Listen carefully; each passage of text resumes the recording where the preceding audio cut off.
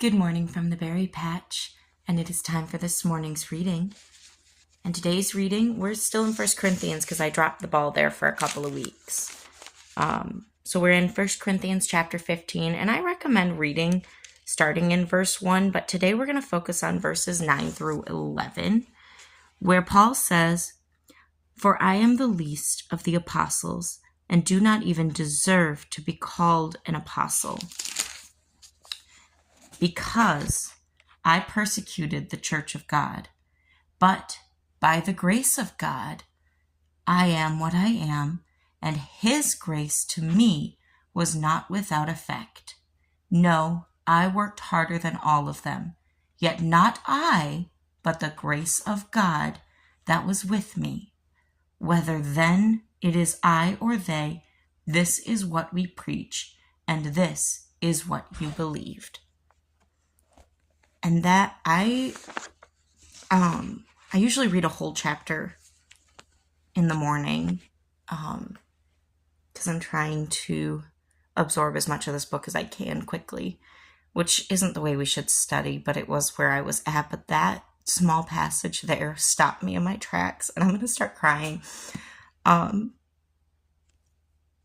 because that was one of those moments where it wasn't a whisper from God, "Hey, take this nugget with you today." That was a roaring, "I saved you." It isn't because of the work you're doing. It isn't because of the faith that you have, but it is because of my grace that you are saved and that you have a new life and you have new purpose. Paul, when he was Saul, was one of the greatest, if not the greatest, persecutors of the early church. In its infancy, he was trying to squash it out.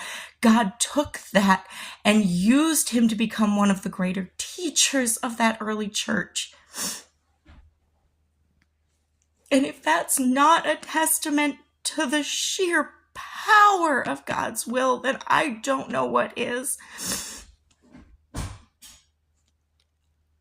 If God can take someone that tried their absolute hardest, devoted their entire life and essence of being into trying to eliminate him from the world, and take that and turn them into one of the greatest speakers for his power, for his will, for his teachings, how much more can he do with those of us that are just trying to get by in life?